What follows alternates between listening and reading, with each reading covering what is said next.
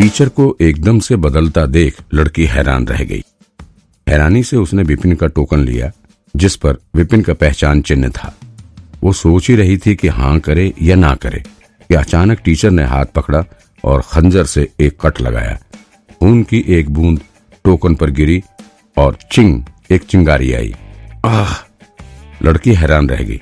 Teacher ने तो कहा था उसे सोचना पड़ेगा, उसे नाम और पैसों से कोई फर्क नहीं पड़ता, फिर सारे काम इतनी जल्दी में क्यों कर रहे हैं? और खंजर भी तैयार ही था पहले से। खून से जांच के बाद विपिन ने चैन की सांस लेते हुए कहा, अभी से तुम मेरी स्टूडेंट हो। फिर दोबारा एक महान कलाकार की तरह नाटक करते हुए बोला, तुम्हारा नाम क्या है? सर, मेरा नाम रोमा है।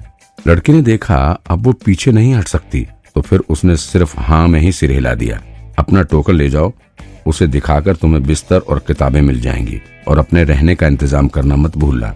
तुम्हारी ट्रेनिंग कल से शुरू होगी, मुझे कल यहीं मिलना। विपिन ने ये कहकर उसे वहां से जाने का इशारा किया। ठीक है सर, कहकर रोमा चली गई। मैंने एक स्टूडेंट तो बना ही लिया है। रोमा उसकी स्टूडेंट है, ये पक्का करने के बाद विपिन ने चैन की सांस ली और मुस्कुराया। ये बहुत ही मुश्किल काम था। अगर उसने इंटरनेट से एक्टिंग और बातें बनाना ना सीखा होता तो आज एक भी स्टूडेंट को उसकी क्लास लेने के लिए मनाना मुश्किल था। अब एक स्टूडेंट की वजह से वो कम से कम स्कूल से बाहर तो नहीं निकाला जाएगा। एक मुसीबत तो टली। विपिन ने राहत की सांस ली। विपिन ने महसूस किया कि उसका दिल हल्का हो रहा है, जैसे एक बोझ कम हो गया हो। अगले ही मिनट उसे लगा उसकी आत्मा को शांति मिल गई। उसके दिमाग से डर और स्टूडेंट ना बना पाने का मलाल धीरे धीरे कम होता लगा। शांत, अब मैं तुम्हारे शरीर में हूं, मैं इसका पूरा ध्यान रखूंगा और तुम्हारी जगह आराम से जीऊंगा। पहले वाले विपिन ने जान इसलिए दी क्योंकि वो स्टूडेंट्स को अपनी क्लास में लेने के लिए नहीं मना पाया था, इसलिए मरते वक्त भी उसे अफसोस था। अब जब एक स्टूडेंट क्लास में आ गया है तो उसका आखिरी अफसोस भी चला गया। उसके जाते ही विपिन को इस शरीर पर पूरा कंट्रोल मिल गया। शरीर का पूरा कंट्रोल मिलते ही विपिन ने सोचा क्यों ना कुछ और स्टूडेंट्स को दाखिला दे दिया जाए, लेकिन अचानक से उसके दिमाग में झटका लगा और पुरानी घंटियों की आवाजें सुनाई देने लगी। स्वर्ग और पृथ्वी बहुत भयानक है, सभी को जानवरों की तरह इस्तेमाल किया जाता है। सूरज ढलता है और चांद छुप जाता है। आकाश में कुछ अजीब नजर आता है। अलग अलग कहावतें सुनाई दे रही हैं। विपिन बहुत खुश हुआ। फिर उसके दिमाग में एक आलीशान महल की छवि बनी। उस पर कुछ अक्षर रोशनी में चमक रहे थे। स्वर्ग का संग्रहालय। वो दरवाजा खोलकर अंदर गया। अनगिनत मीनारें, उन पर किताब के स्टैंड ऊंचे खड़े थे। हर तरीके की किताब, शायद हर सब्जेक्ट पर। एक तरफ खड़े होकर देखो तो पता ही नहीं चल पाता कि शुरू कहां से हुआ और खत्म कहां है। ये शरीर बदलने वालों को मिलने वाला तोहफा तो नहीं। लाइब्रेरी, मुझे लाइब्रेरी मिली है। उफ, मैं पिछले जन्म में लाइब्रेरियन था। इसका मतलब ये तो नहीं कि इस जन्म में भी लाइब्रेरियन ही बनूंगा।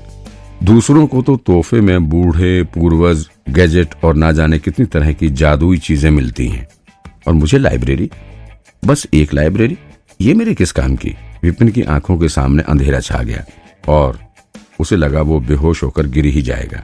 लाइब्रेरी किस लिए? ऐसा तो नहीं कि जब लोग मार्शल आर्ट्स करेंगे और मुझ पर तलवार भाले फेंकेंगे तो मैं उन पर किताबें फेंकूंगा? चलो कम से कम ये तो देख लो कि किताबें कौन सी हैं।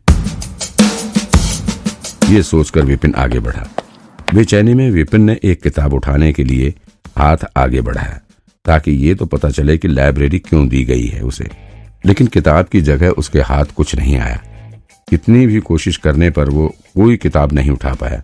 क्या ये कोई खेल है या फिर किसी तरह का चक्रव्यूह? मुझे लाइब्रेरी दे दी लेकिन मैं कोई किताब नहीं ले सकता, ना कुछ पढ़ सकता हूँ। आखिर चाहते क्या हो? विपिन को कुछ समझ में ही नहीं आ रहा था। क्या करे, क्या बोले? वो रोने ही वाला था लेकिन आंसू नहीं आ रहे। आसपास थोड़ा घूमने के बाद विपिन को ये समझ आया कि लाइब्रेरी में रखी सारी किताबें सिर्फ परछाई है, जैसे पानी में चांद की परछाई दिखाई देती है। उसे देख तो सकते हैं लेकिन छूना या पकड़ना नामुमकिन। फिर कुछ ना कर पाने की वजह से उसका इंटरेस्ट चला जाता है और वो वापस अपने दिमाग से बाहर दुनिया में आ जाता है। लंच टाइम हो गया। लंच के बाद फिर एक दो स्टूडेंट्स को अपनी क्लास लेने के लिए कैसे मनाना है ये सोचूंगा। उसने खिड़की के बाहर देखा। लगता है 12 बज गए हैं। आज सुबह से आए 18 स्टूडेंट्स में से वो सिर्फ एक को ही अपना स्टूडेंट बना पाया है। उसका सक्सेस रेट वाकई बहुत कम है। दोपहर को इसी तरीके से काम नहीं चलेगा। चाहे कुछ हो जाए, उसे और स्टूडेंट्स लेने ही होंगे। आखिर वो एक एडवांस दुनिया से आया है। अगर वो इन पुराने जमाने के लोगों को बेवकूफ नहीं बना पाया तो वो सिर उठाकर ये कैसे कह पाएगा कि वो एक एडवांस दुनिया से आया है जहां ज्ञान ही ज्ञान है। अंगड़ाई लेते हुए वो क्लास से निकलकर कैंटीन की तरफ चला गया। उसके पिछले जन्म के स्कूल जैसी ही इस कराटे स्कूल की कैंटीन भी बहुत बड़ी है। इतनी बड़ी कि यहाँ एक बार में 10,000 लोग बैठकर खाना खा सकते हैं। अब एक स्टूडेंट का टीचर बनकर उसका मूड भी ठीक था, इसलिए खुशी में उसने कुछ मीठा खरीदा और एक कोने में जाकर बैठ गया। खाना टेस्ट में अच्छा था। अरे, ये तो विपिन सर है ना। जब वो शांति से अपना खाना खा रहा था तो एक आवाज आई।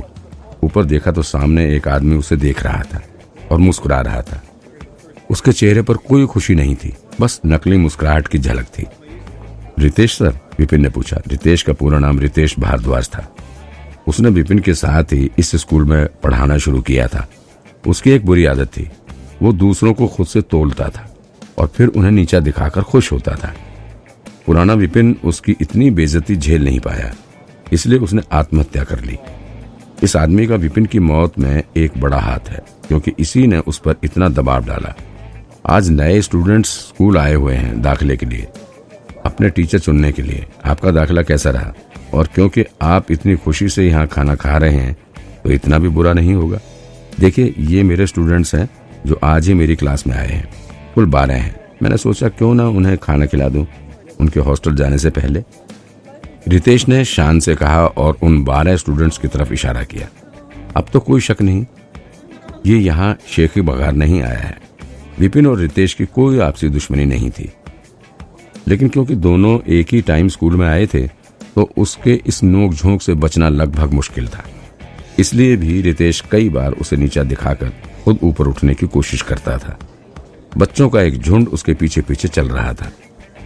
हर एक के चेहरे पर खुशी थी और नई चीजों के बारे में जानने की इच्छा थी। बच्चों, ये है विपिन सर, हमारे स्कूल में बहुत मशहूर हैं। ये हमारे स्कूल में टीचर रैंक में 0 नंबर लेने वाले पहले टीचर हैं। इन्होंने अपना नाम इतिहास में दर्ज कराया है। रितेश सर ने बच्चों को बताते हुए कहा। सालाना टीचर एग्जाम में 0 नंबर। ओ, मैंने कैंटीन आते हुए सुना था उनका एक स्टूडेंट बिल्कुल पागल हो गया था और लगभग अपाहिज भी हो गया था। मैंने भी यही सुना था। जब मैं यहाँ आ रहा था मुझे कई लोगों ने सलाह दी कि कुछ भी हो उन्हें टीचर ना चुनूं, नहीं तो कुछ सीखना तो दूर, उल्टे यहाँ ये तो बचे हुए टैलेंट बर्बाद करने जैसा ही हो जाएगा। दिखने से तो लगता नहीं, चेहरा तो देखो कितना मासूम है। ये सुनते ही कैंटीन में शोर मच गया। सालाना टीचर एग्जाम में कई चीजें चेक की जाती हैं, उनमें से एक बच्चों का रिजल्ट भी है। अगर किसी टीचर की क्लास में बच्चे हैं तो उसे कोई ना कोई नंबर तो मिल ही जाता है, इसलिए 0 नंबर लेना तो वाकई इतिहास बनाने जैसा है। क्या तुम्हारा बोलना खत्म हो गया? स्टूडेंट की भीड़ देखकर विपिन बिल्कुल नहीं घबराया। जिसे 0 नंबर मिले वो पुराना विपिन था, उससे मेरा क्या लेना देना। हालांकि उससे गुस्सा नहीं आया था, फिर भी उसे रितेश सर की बातें बिल्कुल अच्छी नहीं लगी। उसे उनका दूसरों का मजाक बनाकर खुद को अच्छा दिखने का तरीका बेहद गलत लगा।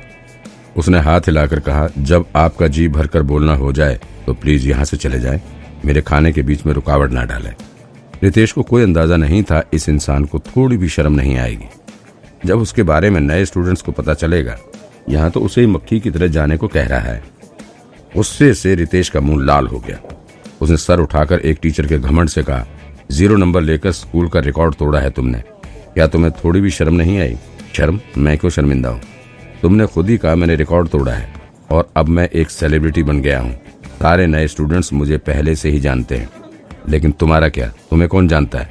विपिन ने झुंड की तरफ इशारा करते हुए कहा। तुम्हें कितने नंबर मिले, क्या ये सब जानते हैं? स्कूल आने से पहले क्या ये लोग तुम्हें जानते थे? अगर तुमने इन्हें खाना नहीं खिलाया हो तो शायद ये तुम्हें अपना टीचर भी न मानते। टीचर होकर भी तुम इनके लिए अनजान ही हो। आखिरकार फिर तुम्हें किस बात का घमंड है? क्यों इतना घमंड करते हो? क्या अगर किसी और को 0 नंबर मिले तो वो अपना सिर ऊपर भी ना उठाए, बाहर जाना ही छोड़ दे डर से कि कहीं कोई चलती सड़क पर बेइज्जती ना कर दे। लेकिन ये इंसान तो बिल्कुल अजीब किस्म का है। उल्टा खुश हो रहा है और गर्व से सबको 0 नंबर के बारे में बता रहा है। मुझे ही कह रहा है 0 क्यों नहीं लाए। गुस्से से रितेश चिढ़ गया। ये तो सच में बेशर्म है। आखिरकार नंबर तो 0 ही है। 0 नंबर लाने पर कैसी खुशी, कैसा गर्व। उसके पीछे खड़े स्टूडेंट्स एक दूसरे की ओर देखने लगे। किसी को नहीं समझ आ रहा था कि क्या करें। उसकी इज्जत का क्या, नाम का क्या। ये टीचर इतना बेशर्म, शर्मिंदा, क्या मजाक है। जिस दुनिया से वो आया है वहाँ लोग मशहूर होने के लिए क्या क्या नहीं करते। मशहूर होने के लिए लोग कुछ भी करने के लिए तैयार हो जाते हैं। नकली खबरें, बेकार फिल्में और पता नहीं क्या क्या। उन्हें तो कोई शर्म नहीं आती। एग्जाम में 0 नंबर लाना तो उन चीजों के सामने कुछ भी नहीं है।